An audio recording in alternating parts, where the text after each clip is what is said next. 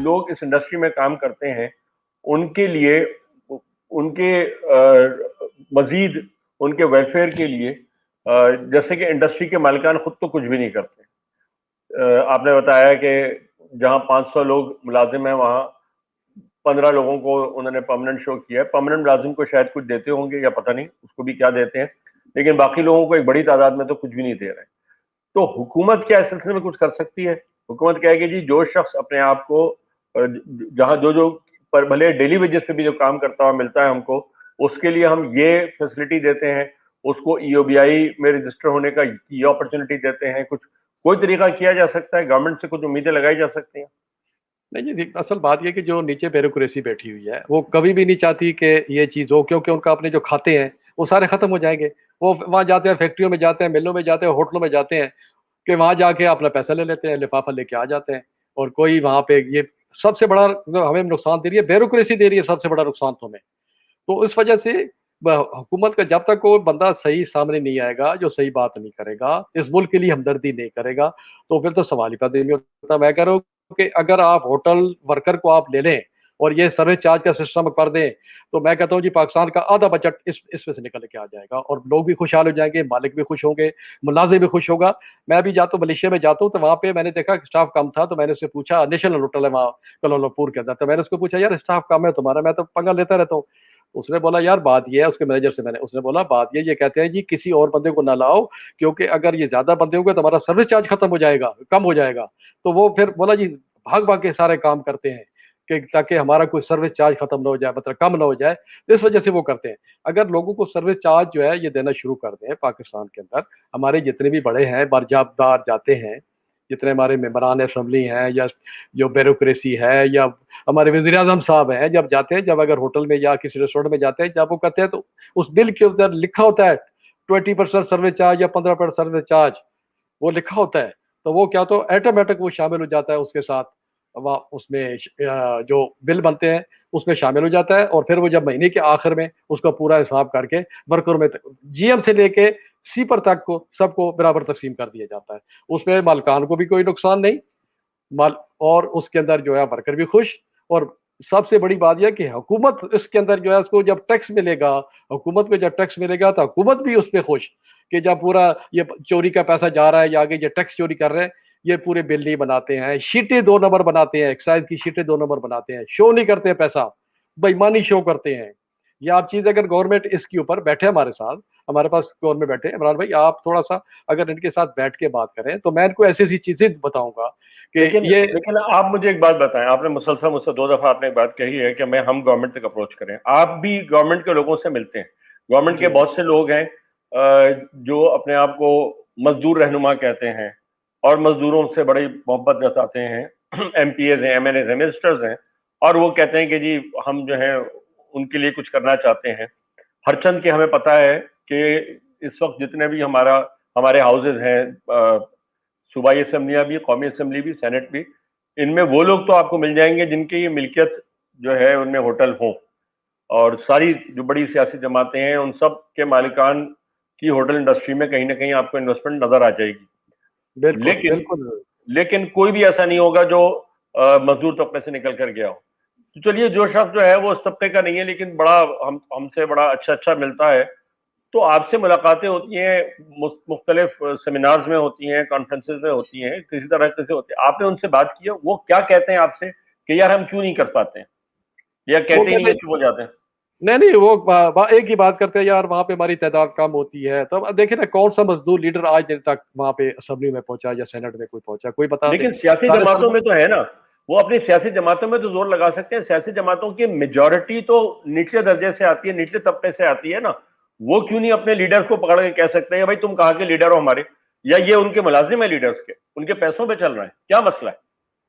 असल बात यह है कि देखिए ना, एक सईद गनी चला गया, उसको सेनेट में बना दिया, फिर रिव्यू कर रहा है। सईद गनी के अलावा कोई एक बंदा बता दे कि कोई एक, या एक अपना मुशाहिदुल्लाह साहब थे वो सेनेटर, वो पीए की यूनियन से गए थे, कोई बंदा एक बता दे। क्योंकि हमेशा जो है यूनियन जो अच्छी लीडरशिप आती थी या ट्रेड यूनियन से आती थी या स्टूडेंट से आती थी, वो उसमें सईद पाबंदी गनी लगती थी। साहब, सईद गनी साहब लेबर मिनिस्टर, जी तो सिंध के लेबर मिनिस्टर ने सिंध के अंदर हॉस्पिटैलिटी इंडस्ट्री, होटल इंडस्ट्री के मजदूरों के लिए क्या किया?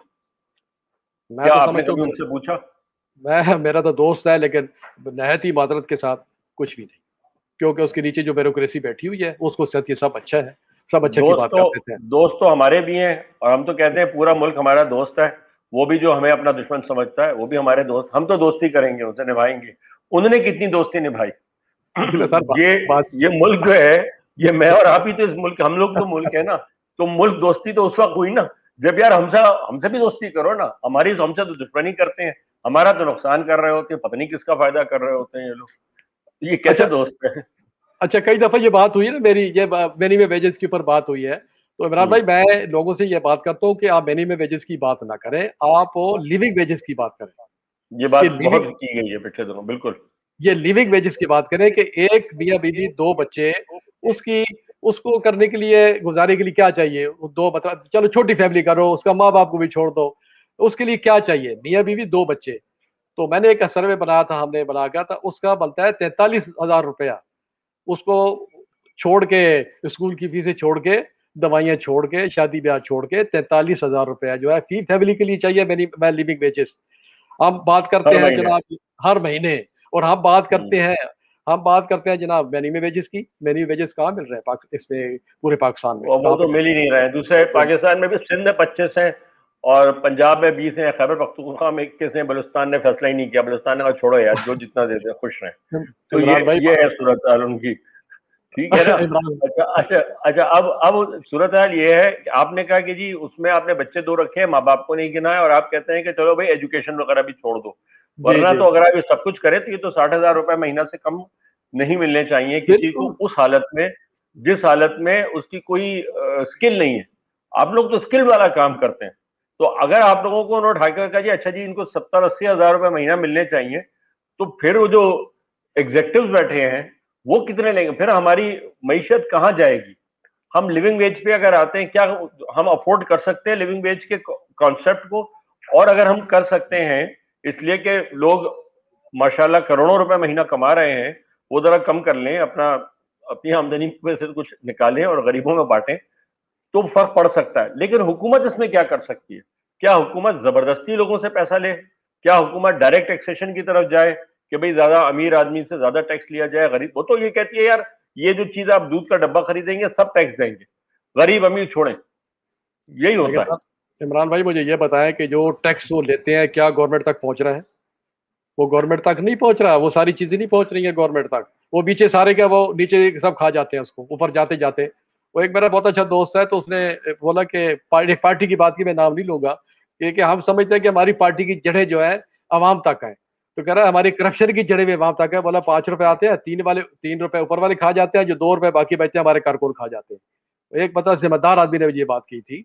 मतलब अगर ये चोरी चकारी खत्म हो जाए, तो ये सारी मेरे ख्याल के मुताबिक अल्लाह ताला ने पाकिस्तान को बहुत कुछ दिया है, लेकिन बेईमानी चोरी ये खत्म कर दे। हर बंदा अपना पेट भरता है, दूसरे बंदे का ख्याल कर ले, अपने पड़ोस का ख्याल कर ले, तो मेरे ख्याल में अच्छा, कोई। अब आप वो बातें कर रहे हैं जो हम पिछले 3 साल से बहुत सुन चुके हैं, और वो कहते हैं 22 साल भी उन्होंने यही कहा था, लेकिन हम बहुत सुन चुके हैं। और हासिल उसूल कुछ नहीं हो रहा इस गुफ्तगू का, कि जिसमें हम कहते हैं कि करप्शन सबसे बड़ा मसला है।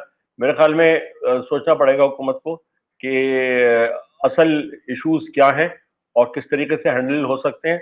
और ये हुकूमत ना सोचे, ये अगली सोचे, उससे अगली सोचे, नहीं तो फिर हम और आप ही सोचें कि किस तरीके से हम मसाइल के हल लेके जाएं, और हुकूमत से बात करें और कहें कि भाई ये जो बातें आप करते हैं, ये सिर्फ बातें करने से नहीं होता, ये अमल, ये स्टेप्स हैं जो लेने लाजमी है।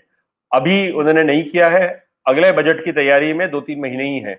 हम अगले 2-3 महीने में अपनी आवाज इतनी मजबूत बना लें कि हम कुछ कर सकें। हम अगर लड़ना चाहते हैं तो हम मुत्तहद होकर लड़ सकें, अलग अलग बैठ के तो नहीं लड़ सकते। हमारा ये आज अब तक की 8वीं एपिसोड है, जिसमें 7 एपिसोड में हमने मजदूर रहनुमाओं से बात की है। एक और एपिसोड हम आज ही करेंगे नबी, उसमें भी मजदूर रहनुमा से ही बात करेंगे, अकीला नाज साहिबा से।